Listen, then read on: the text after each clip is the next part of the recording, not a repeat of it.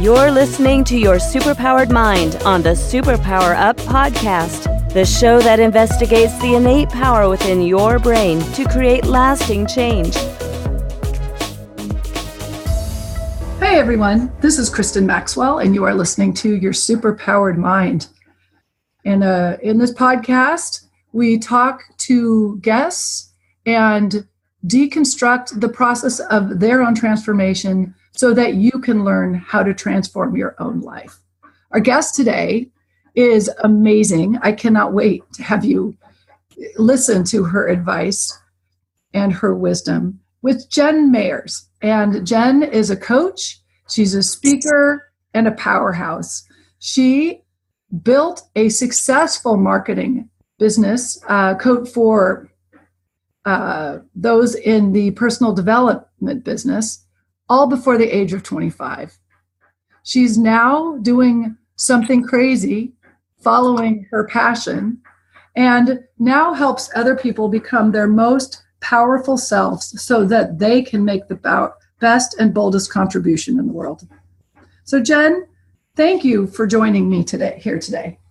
You're so welcome, Kristin. Thank you for inviting me. I'm excited to be here and hang out with you today and your listeners. Yeah. Good. Thank you. And I'm sorry I was a little bit discombobulated there. I'm just going to put it out there. I realized that I had somebody doing construction next door and I was a little distracted, but hopefully I did you justice. Sounded good to me. Yeah. So the first question I always have with my guests is, what superpower did you uncover as a result of mastering your mind? Yeah, that's such a good question. And to me, it's not a matter of uncovering one superpower. It's once you master your mind, you can uncover as many superpowers as you want. You're more likely to find out that you're capable of most anything that you set your mind to, now that your mind isn't in the way. But if I had to pick one, because I think you're looking for just one, if I had to pick one, it would be just seeing how infinitely creative I am, and how that has led me to be other people notice me differently. They see me as a very confident person, even when I don't feel confident. They see me as a very peaceful person, even if inside I'm, working on something. They see me as nearly unstoppable, even when I'm up against challenges. And so I find it really interesting that when I'm in my creativity, I've unlocked that creativity and expressing it in a way to reach goals. It really does. It looks pretty cool. That is pretty cool. And I have to say, tell the listeners that I do know you outside of this, and you are really a force. There, you have a power and a presence that really is very unusual, especially for somebody who's so young. Not that we're supposed to talk about age or anything, but it really do have a presence, which is amazing. And how did you discover this creativity, or how did it come up? Yeah. How did I discover? Well, I think when I was a kid, I didn't discover it. I was just it. I think as kids, we just naturally are creative. We're not questioning our creativity. We go, I want to be on the swing set. I'm going to go to the swing set. I'm going to swing. We swing 5 times and we're done and we get off. Like, we're not questioning, should I get on the swing set? What about those other kids? What are they going to think about me if I get on the swing set? No, we just do something we want to. And the moment we're complete with it, we get off and we go on to the next project. We're just naturally a creative force in our own lives, creating the life that we want. So, and what it feels like for me is a journey of, that was me as a kid. And then I became a teenager and a college student, and it got covered up with all sorts of conditionings and insecurities and things like that. And so I really find that it's a relearning or an uncovering and awakening of my natural creative self, who I've always been, just couldn't see it for a while. Right. That's a beautiful description of what happens to us as we get older. So the $1 million question then is, how did you then figure out how to remove those conditionings and insecurities? Yeah. Good question. And I realize it's not a simple question. So if I know you can't give a simple answer. I'm going to do my best to give a simple answer because simple is genius. We really can make it simple. It's executing it that is typically the challenge. But the simple answer is I went within. It was an opportunity for self-discovery and self-inquiry. If something didn't go my way, I wouldn't look to the outside for the responsibility. I would go within and say, okay, that I don't think I deserved, that person being that upset with me, but how was I showing up in a way that was attracting that? And doing that with projects as well. Okay, so the project didn't launch quite the way we wanted, so what responsibility can I take here? What are the actions that I absolutely can control in my own way and that my team can control? And then we could move forward. Did I answer your question? Yes, you did. And I love that because you're speaking to this ability to, in recognition that you have this ability to actually control how you respond. And that might be the only thing that you can control. That is, in my experience, and in my short experience, because I am a youngin'. I'm just the 3-0 so far for now. But in my experience, that really is the only thing we can control is how we show up in the world and the things that we decide to look at within ourselves. Sometimes we decide, I know I've got this button and I don't feel like looking at it right now, and that's a choice and that's okay. But it's a privilege to have that kind of control and have that kind of choice, and it doesn't happen on the outside with the things going on around us. That's what happens on the inside. Right. Well, and that sort of leads perfectly to my next question, which you started to answer, is that sometimes, and I know I'm guilty of this, I go inward, but only as a way to beat myself up. What I did wrong. How did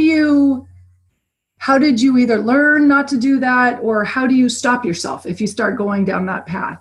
Yeah, I definitely still do that sometimes. I look forward to the day where that is not part of my chemical makeup or, something I'm working through. But there are still days where I notice the voice in my head is really being quite an a-hole. And there's a couple components here. One is realizing that voice that's beating me up isn't me. When I can make that voice also outside of me and go, oh, that's just like, John who cursed me out. Not me. That voice is not me. That helps. So then we can have compassion for that voice. Oh my gosh, I'm so sorry you feel that way. And depending on where you are, if you're in the middle of working, sometimes you're in the middle of a meeting and you can't go right into healing whatever's come up. And being present with it, you can say, thank you for bringing this to my attention. I'm so sorry you're feeling that way. I will come back to you later today. And you're giving that hurt part of you, even though it's not you, but it's you, that hurt part, the acknowledgement it's looking for, and then an opportunity to get to say what it needs to say or express what it needs to express at a time that works best for you. So you're kind of setting boundaries with yourself. And the other part is when you do get to sit down with yourself and hear it out, it's having that neutral compassion. And I went through this phase in my life about 3 years ago. I was going through a whole bunch of stuff where I left a 5-year relationship. I donated 80% of my belongings, and I lived out of a carry-on suitcase and traveled around the US and Europe for about 1.5 years, maybe 2 years, something like that. 10 months, actually 10 months. And I made it a conscious decision to be relentlessly gentle with myself. And it was not always that easy. I was like, wow, I'm having to really try hard to be nice to myself. And that was eye-opening, realizing how hard it was to be kind to myself. Because it was easy to be kind to other people. Sometimes it's easier, but not to myself. And I just thought, oh my gosh, I'm doing this at the right time, because if it's this hard to be this, to be kind to myself, what else am I missing out on?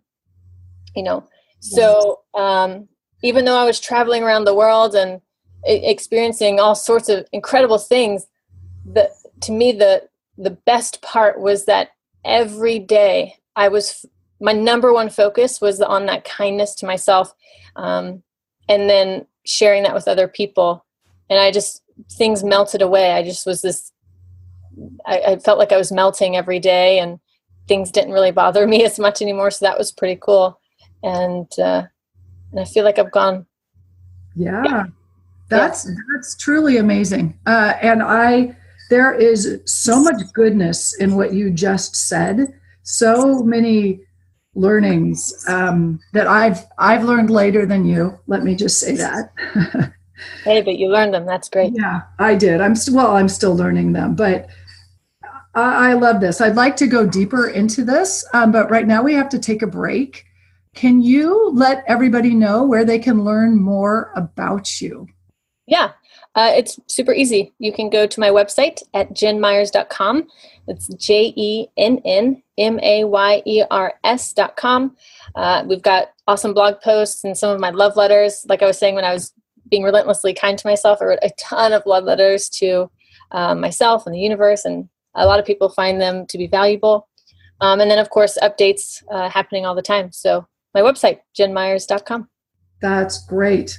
Thank you, Jenn. We're going to take a brief break, and then we're going to come back and talk more about how to be the most confident person you know. Are you here to change the world? Do you talk about things like vibration, frequency, awakening, and consciousness? Are you pretty sure you have superpowers? The Superpower Net is unlike normal coaching programs and conscious communities. We provide training, intuitive guidance, peer-to-peer learning, intensive one-on-one coaching, and a high vibrational network of people just like you. When you join the net, you get 24/7 access to a collaborative group of people who support you as you master your personal power and unlock your superpowers. If you're ready to use your superpowers to change the world, then join the Superpower Net today. Visit superpowerexperts.com/the-net to learn more. Welcome back, everyone.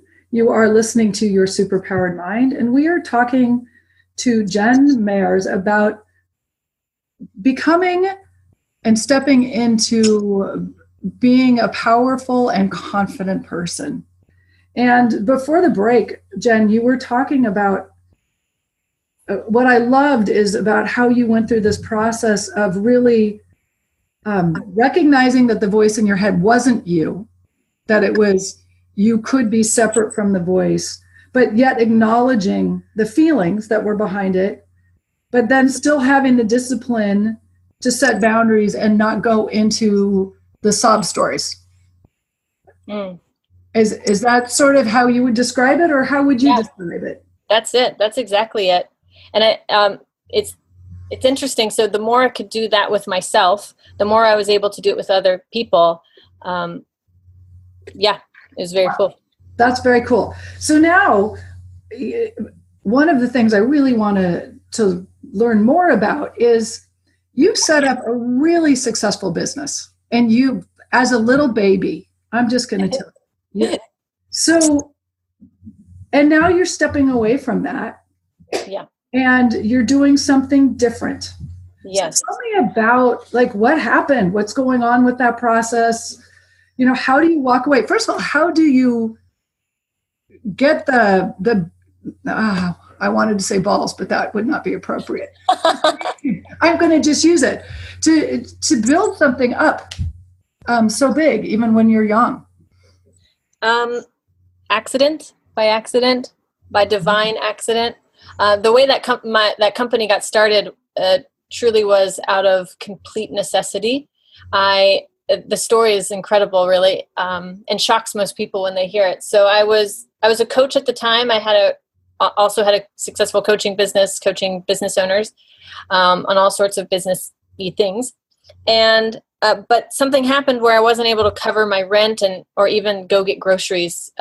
Clients quit all at once, and you know how life is. Just a really nice wake-up call. And so I was standing in my parents' kitchen, sobbing my eyes out, like ugly cry, just pleading at my parents, not to them to give me something, but just pleading to them and God, and saying, I don't know what I'm going to do. I can't cover rent. I don't even have money for groceries. And I fell to my knees, and my dad just walked up to me and he said, have you been through anything really challenging before? And I said, yes. He goes, what? I said, well, my lung collapsed 3 years ago. Uh-huh. And did you survive that? Yes, sir. Okay. So do you think you can survive this? Yes, sir. All right. And what was the solution back then? Reach out for help. Uh-huh. And can you do that now? Yes, sir. How? And so I realized that there was a whole community of coaches that I had been supporting for free around their copywriting and marketing, just because I really enjoyed it. I found it really fun. And I thought, well, I guess I could reach out to them in some way and offer them, my copywriting services for free, or not mine. It was a copywriting service, So he goes, okay, great. And we hugged it out, and I went on my way and made this post to this group. It was just one post. And I said, I'm in a tough spot, and I would love to support you. In exchange for a donation, I'd love to write any marketing material you need. And overnight, I had 20 clients, and including that, my mentor, who was running a $3 million company at the time, or $2 million company at the time, reached out to me. And that's how the business was born. So, it was pretty amazing. And then we just took it from there, extending from services to then training products and live events and things like that. Wow. So now I'm going to be completely honest in my response, because that is a truly amazing story. And then it's so easy to say, oh, she's just so lucky. Yeah. But that doesn't feel good to say it that way. Yeah. And yet, I guess, I think there is something about you where you have a light. I guess I would say, what do you attribute that to a little bit? I attribute it to three things, and it's actually three things that make you the most confident person you'll ever know. Okay. I think there's a lot of people out there who are like, oh, I wish I were more confident, then I'd be able to. If I were more confident, then I'd be able to. Or once I'm confident, I'll feel better about myself, or whatever it is. And I've never really focused on confidence. And yet I had one guy who also was running a multi-million-dollar business. And we sat down for lunch, and he was like, I just want to hang out with you because you were literally the most confident person I've ever met in my life. And at the time I was in a rough patch, and I was like, that doesn't make any sense to me. But the reason it didn't make sense to me is because I'm not focused on how confident can I be. I'm focused on qualities that move me, that feel different qualities. I'm just focused on different things. And so I guess I could talk about those three things right now. Yeah, that would be great. And I love that, because on the one hand, you are focusing on different qualities other than confidence, and yet it shines through as your place in this world. Yeah. And I share that, I shared that it was people who are owning $1 million businesses, because I think we think when we're not the $1 million business owner that they must be the most confident, or they must be the most successful, or they don't need the kind of support or help that we need. But that's just not been my experience. In fact, sometimes they're, the most straught with anxiety or worry or overworkedness and all sorts of things. So that's the reason I'm highlighting those specific people. That's great. Plus, it also does, I hate to say it, but in our society, that gives you it gives them credibility. Yeah. What it really does, because it's value, and there's an exchange of value. And yeah, oh, absolutely. You can't build $1 million business if you can't provide value. So yeah, absolutely. Right. And you don't work with people who are have built billion-dollar or million-dollar businesses unless you yourself have value. So, correct. So what are these three things? When we look at confidence, I after experiencing it, it seemed like in a matter of a couple weeks, I had attended 2 events in San Diego and one in Reno. And I had that experience where everyone was like, wow, you're just so confident. Wow, da, da, da. I took some time to really think, like, because it was shocking to me. It was like, when, like deer in the headlights, like, whoa, why are they telling me that? I actually felt really uncomfortable. I went up to my room. I was like shaky because I was like, that's not me. Well, how are they seeing that in me? How could they? It was a very strange experience. So I took some time to think about it. And so I was like, okay, what is confidence? When we look at someone who's confident, what do they possess that makes us think they're confident? Mm-hmm. And it's not actual confidence, or no one can. Every person sees confidence in a different way, right? So, but there's 3 main ingredients that I've noticed that makes the attractive part of confidence, because there's an unattractive side of confidence, right? But there's a very attractive side to it. And I just focus on these 3 things.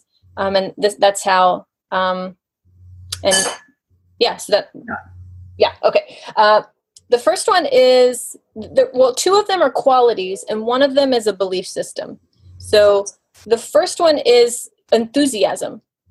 Someone who has enthusiasm for life, zest for life, and is showing their excitement and their joy unabashedly. If you're in a circle of friends or a circle of peers, and you're the person who's smiling the most and enjoying and saying, oh my gosh, I love what you just said, because you mean it, and you're not afraid to show how much that person just lit you up, you're going to seem confident, but it's simply because you're being enthusiastic about what's happening right now. So that's number 1, enthusiasm. The second one is courage. A confident person isn't someone who knows everything. It's the person with the most walls down. It's the person who's going, I don't know how to do it, but I know I can, but I'm willing to, go for it even with the fear. So focusing on being courageous, confidence becomes a natural byproduct. So if we can, even if every day, if writing an email makes someone nervous, to write that email is to be courageous, and you will naturally become more confident. If shooting a video makes your armpits sweat, shooting that video will help you be courageous and as a result become more confident. So courage is the second one. And the third one is that belief system that I was talking about. And this one I attribute to my childhood. My mom and my dad and my aunt, all 3 of them, I can think of specific stories where this was just ingrained in me. And that's everything is figure-outable. Everything is figure-outable. My dad and I, we would spend hours rearranging the house. And at the time it was fun because I just loved design and I love making things look beautiful and the energy of things and what it feels like to have a certain chair here with the couch here and just feel how the flow of the room feels. But reflecting on it now, I see that I was learning that everything is figure-outable. We can make any arrangement possible that we want, and then we can choose the one that is the best fit for us. My mom has this thing with time where she can have 10 things on her to-do list and 30 minutes to get it done, and she will get it done. And it seems seemingly impossible. My dad's jaw would drop. Every time he'd be like, you mean you did what before you came? How did you get all of that done? But she just knew that she could figure it out. She could, if we go here and then here and then here, then boom, boom, boom, we'll be in line to, it'll all flow smoothly. And then my aunt's amazing. So we would hang out with her on the weekends or she'd come over. And when she was babysitting us, so this is like way little kids, she could make a cardboard box feel like a castle. We were always using our imagination to have fun and play. And truly, sometimes it was, just leftover food cans and cardboard boxes and in a backyard. And it always felt special. It always felt way richer than what it was. So enthusiasm, just to recap, enthusiasm and courage are the two qualities that a confident person would has, and then everything is figure-outable is that belief system. I love that. And everything you say does really makes perfect sense. And I love that everything is figure-outable. That is a really good, strong message to give your kids. Really. Yes. To be, yes, you feel stuck. So now what can you do? Exactly. Yeah. And I guess it comes from that also, the subset of that is you can control, you get to pick how you respond. Yeah. And that's something else that I love that you just said that. It helped me to remember my dad would always say, look, you're in control of what you create. You're in control of how you show up. You're in control of the work you put out in the world. You may not be able to control how they receive it or other things, but you can control what you create. And so believing that everything was figure-outable, it was just like, well, this is the only thing that's in my control, is knowing that I can figure this out. And then willing to rearrange the furniture, That is just awesome advice to remember, and to remind ourselves. So Jenn, I am loving talking to you, and getting to really see what goes on, behind your seemingly very confident and capable exterior. I love, sort of the building blocks of that. Cool. And one of the things I really like to ask my guests is if they have sort of any sort of practical, actionable question that listeners can think about, some sort of thing they can try differently. Yeah. What would you say? Oh man, a whole list of things just flew through my head.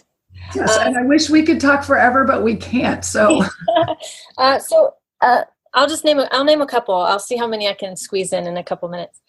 So going with everything is figure-outable. When you feel like your head is against the wall, or your back is against the wall, rather, just tell yourself, I got this. Everything is figure-outable. Something happens, you'll know one step to take, and then the universe will take 10 steps for you. So if you just repeating to yourself, everything is figure-outable until it feels in your cells, and that's just your natural mode of operation. That's just how you show up in your life, where you just keep moving forward. And then let's see, that's one. Another one you could do is I will also say this: when I did not feel super confident, there was this one time I was asked to speak on an expert panel, and I was like, "Who, me? Are you kidding me? I'm not this. I did it anyway. And my secret was, because I looked at the other people that were on the panel, and they had been working in business for much longer than me. They had a bigger team. They had all these things that I didn't, right? I was like comparing myself really hardcore. So I did this little trick that helped open me up to feel better about where I was and how I was showing up, and the message that I was sharing. But also it helped other people to receive me and feel that I was confident. Or that I was comfortable in my own skin, rather. Because that's another thing of confidence. A confident person is comfortable in their own skin. So what I did, and you can try this right now. You can actually try this right now. If you're sitting in your chair and you're not in your car, don't do this if you're in your car. But if you're sitting on your chair, just relax back into your chair and take one of your arms and put your elbow on the back of the chair so that your chest opens and your hand is just kind of relaxing down. Your fingers are facing the ground. Your chest naturally opens and you're just relaxed into your seat. And just notice how that feels for you, having your energy open that way. And then if you were to look at yourself in the mirror, or you've probably seen someone sit like this in a boardroom or at a live event or something like that. They look pretty cool, they're like the Fonz. They look like, damn, they are hot. They're cool. So that's a little trick of mine. If ever I'm like meeting someone that's, oh my gosh, I can't believe I'm meeting that person, I'm about to close up and get really nervous, I'll just sit like that. Great. Yeah. That's a good reminder. And I know that from your past, you also, I know you're a dancer and have worked with the body too. So it's, I love how you are incorporating our physicality in creating that, that feeling and or, what I want to say, the atmosphere of confidence, I guess. Oh yeah, that's great. Yeah, definitely. Yeah. In fact, so yeah, again, I guess, oh my gosh, I don't want to end. I could keep talking. Okay. Well, you know, the thing that's perfect about this is we can remind people where they can find you. Okay. You can come find more. Okay, cool. Yeah. I think that's the best way to do it. Yeah. Come see me. Yay. So where's your website? It's JennMayers.com, JennMayers.com. And you can send me an email if you have a question. I would love to hear from you. This has been so much fun, and we're sharing stuff that I don't normally share. So this feels really exciting.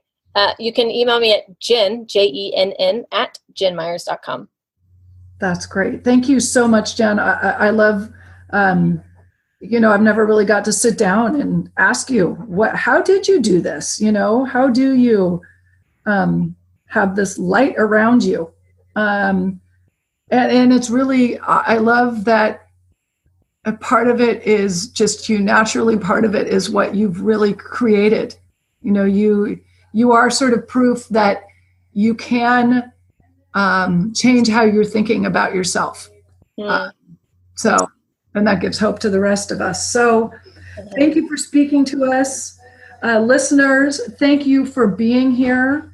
I would love to, hear what you got out of this. Until we come back, think about this mantra, the reminder, I've got this. Everything is figure-outable. And go out and remember that you do hold the power to change and transform your world. Bye. Are you ready to discover your superpowers? Go now to superpowerexperts.com and take the superpower quiz today.